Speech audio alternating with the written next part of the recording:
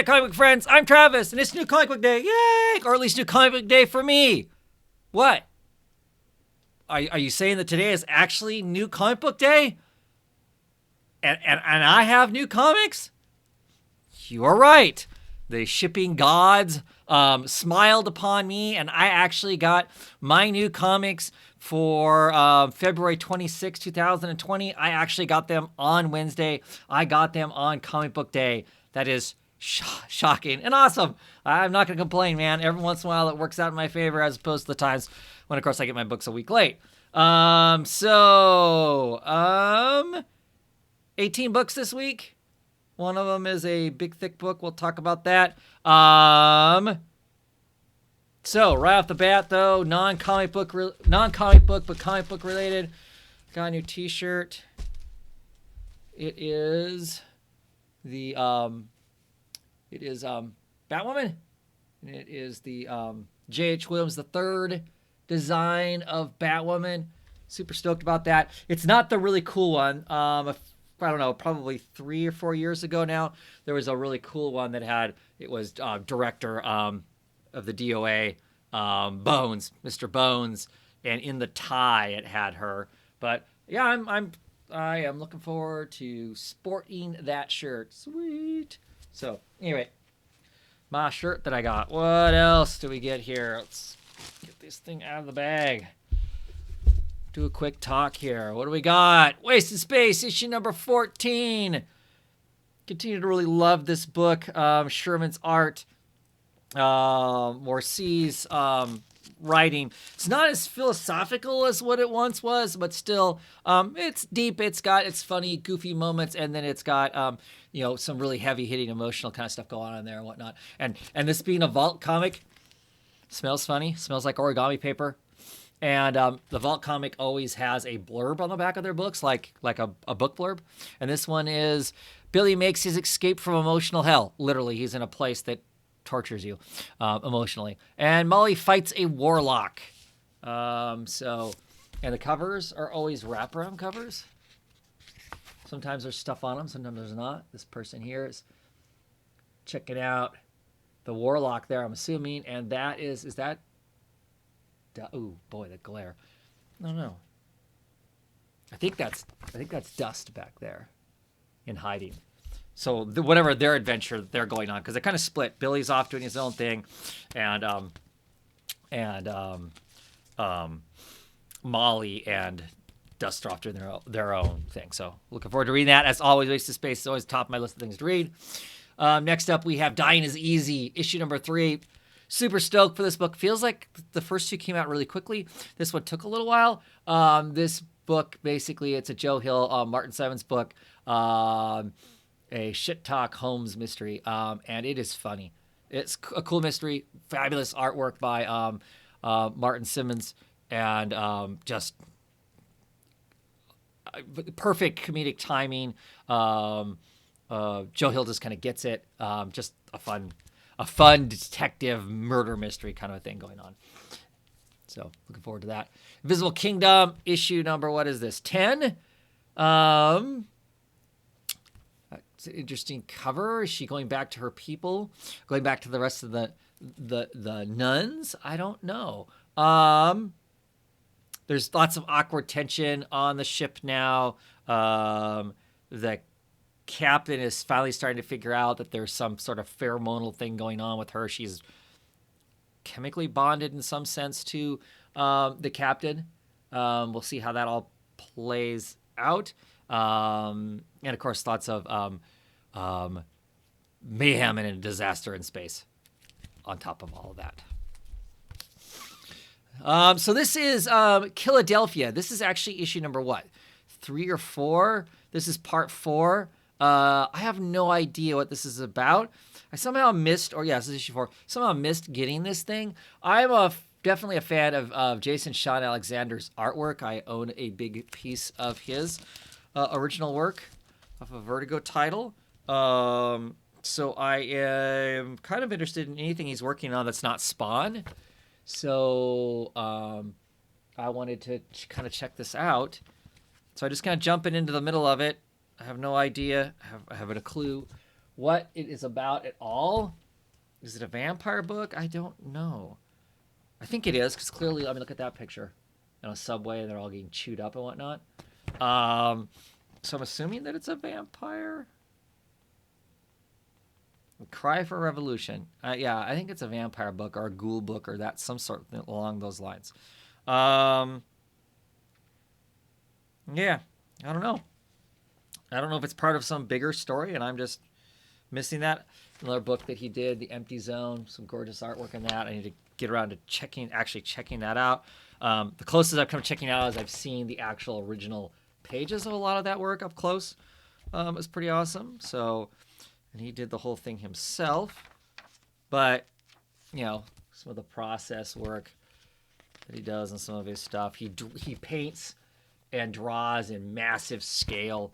I mean, like, you know, the size of billboards kind of scale. So, yeah, check that out, see what that's about for the art. I have no idea otherwise what the heck's going on in that. So Suicide Squad issue number 3 has been some fun. Has been just some kind of goofy fun. But it's got some interesting plot twists in it that Tom Taylor is telling us. So I am looking forward to checking that out and seeing what is going on with that. And here's my phone is ringing. And now it's not. So I'm not sure what's up with that. We'll call back in a little bit. Anyway, yeah, so Suicide Squad. The plot twist at the end of it is making it a lot of fun. That's a great cover. Them wrestling. Big old shark. I think it's the shark guy. Or it's just actually a shark. Not sure which it is. Hellblazer! Issue number 4. Yes! This is the start of another 3-issue arc. All the Hellblazer stories are kind of in 3-issue arcs that have a bigger picture involved, we're told. Guest artist in this is Matthias Bergara. And of course, Jody Belair doing the colors on it. So our Constantine's from another world has come to this world. And I think this might be the Constantine that's been filling in his place. Looking forward to checking that out. Great cover. Hellblazer's been awesome. Very, very much love that book. Oh, yes. The new Wonder comic, issue number 1 of Amethyst. Completely done by Amy Reeder. Art, story, the whole 9 yards. And I like Amethyst and the gem world and all that stuff. So I'm really curious to see how this plays. This is going to play as a, it says T for teen, so I don't know, young reader or a middle-aged reader or exactly what, but looking forward to diving in and checking that out and seeing what it's like. Very much looking forward to that. Justice League Dark, issue number 20. I think this is the kind of the in-between. Enter Animal Man is kind of the in-between as we move to a new arc of story. Gonna have new writers on the book. This does have Tanya the Fourth on it, but I know that it's going to ultimately have another writer on it that I'm looking forward to. Can't remember his name right offhand. V something. Wrote These Savage Shores and some stuff like that. It's written some Catwoman one-shots. But looking forward to him taking over the book. Justice League Dark, always lots of fun. Animal Man, we'll see what that is like. Something about the rot. I know they're trying to bring Swamp Thing back because Swamp Thing has pretty much been wrecked by the whole magical war that they had going on. Gonna try and bring them back, so look for that. Another new book. This is Tomorrow. This is a Berger book coming out of Dark Horse. Peter Milligan writing the book. Jesus Severus on art. No idea what it's about. It's a Peter Milligan book. I generally pick it up. I think the story potentially is the end of the world's just the beginning. I think the adults all perish in some sense, and the youth are left to take over, is my guess.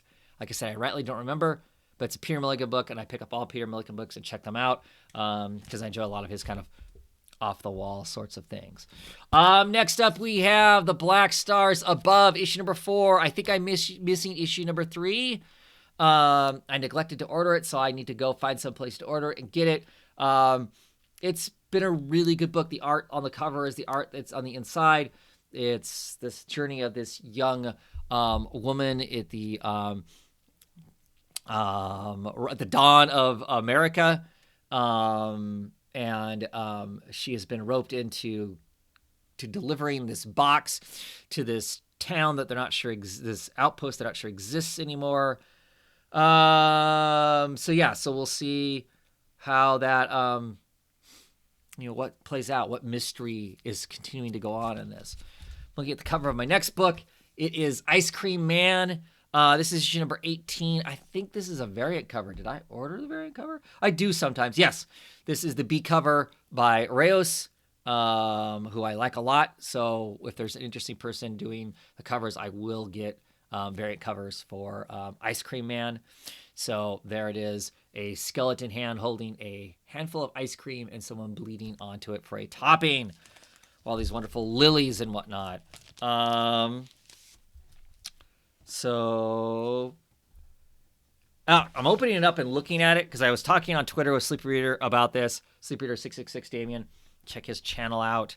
I was asking him because he was showing this is the highly looking forward to book for him for this week. I was asking him if he ever checked out the questions on the inside cover. On the inside cover of all of the books, there is the title of whatever each issue is, and this is Watch as It All Recedes is the title. But underneath the credits, there's a question every week. And if you write in to this question, and I've written into a couple of them, the writer of the book, W. Maxwell Prince, he will actually reply to you, or at least he's replied to me. Maybe I'm just special. This month's question is what is your favorite memory? One of the times it was, what's your favorite oon word? Like lagoon and or was it oon? Or what's your favorite word? Maybe it was what's your favorite word? And I just threw out harpoon. I literally one word, harpoon. That's all I sent to him with a title of what's your favorite word. And he wrote back. He wrote back, oh yes, harpoon, lagoon. And anyway, so as always, Ice Cream Man is super, super high on the list of yes, please, I want to read this. Yeah, just very much excited to check that out. See, I think that's something you missed, the trades. You don't get that fun little question that you can talk about. I just bang my desk here.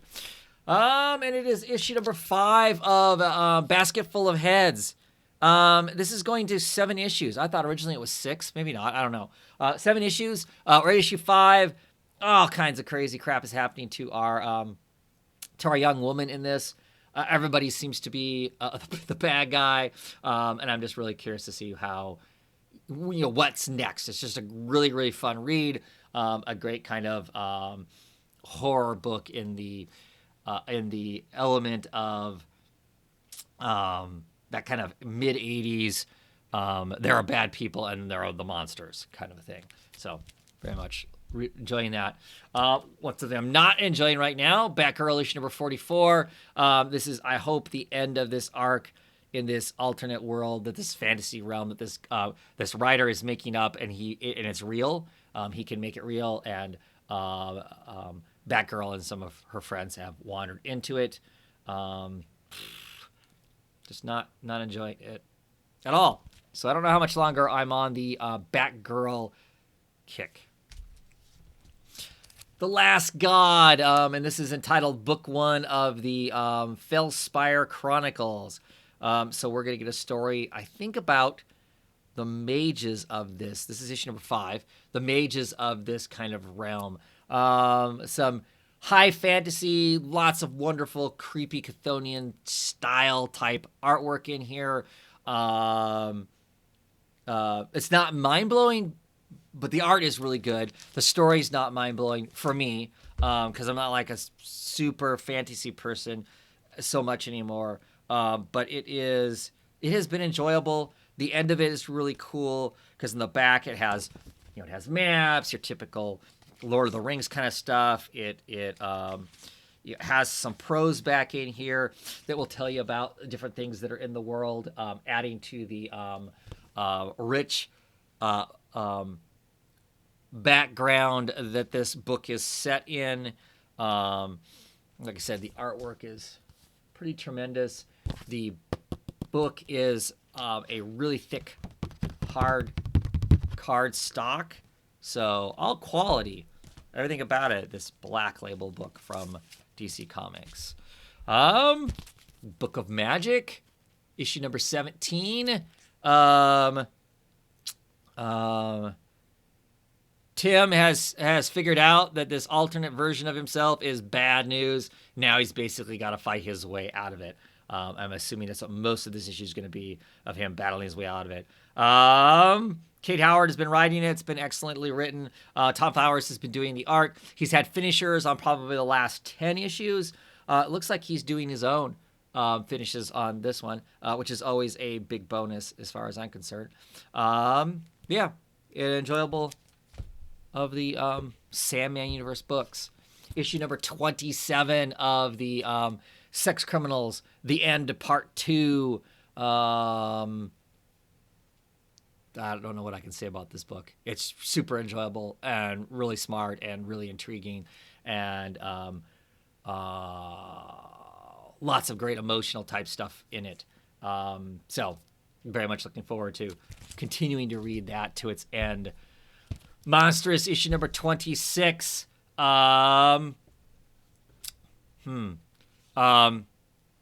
Continues to be this kind of slow grind to war. The fractions are becoming better defined as to who's on whose side, sort of a deal. There's still this whole dark court and light court that we're kind of walking around that we haven't got a lot of. I'd love to see more of that. I don't know that we actually will.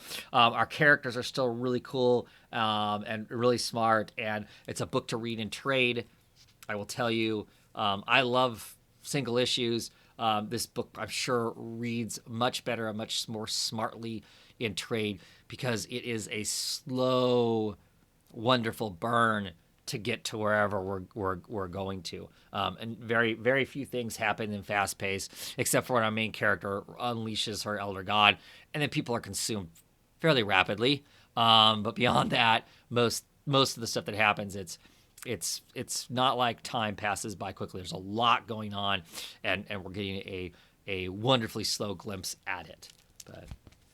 And finally, the other book I got, hardback book. It is Maria Lovett, which you've seen me talk a lot about her. This is Loud.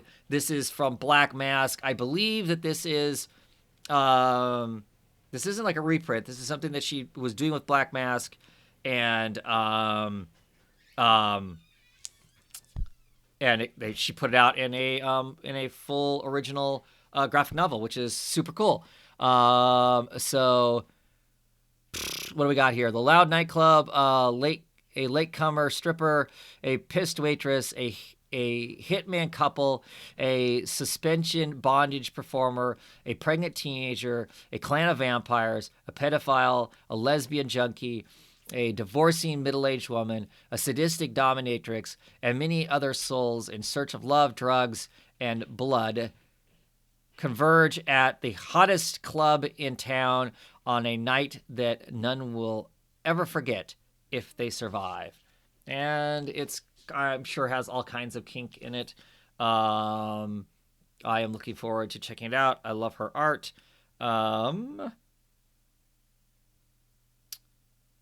So I'm just looking to see if I think she does the whole thing in here. I mean, I think that she literally does the lettering. She does the whole 9 yards. So yeah, the only person that is credited is her. So I'm assuming it is all her, and I'm looking forward to checking it out. I've really enjoyed her since There's Nothing There quite a bit. So I enjoy whatever her thing is. So some crazy chaos going there. The only thing I will say about this is it doesn't have shiny pages, and I wish the art was on shiny pages instead of flat pages. That would be my only caveat, because then the colors pop better on a shiny, like the surface. But yeah, definitely looking forward to getting to this. Man, I don't know when I'm going to get to it though. Takes a little more time to read what would be the equivalent of 5 or 6 issues all in a row. So it goes in my very small pile of trade or original novels kind of thing. At any rate, that's it. I don't know what's next. Disembodied Voice currently has the plague that I used to have, so I don't know if we're doing reviews or if I'll get to any or not. At some point, we'll talk about some of these books anyway. Until whatever next time is, have a great one, everybody. Bye.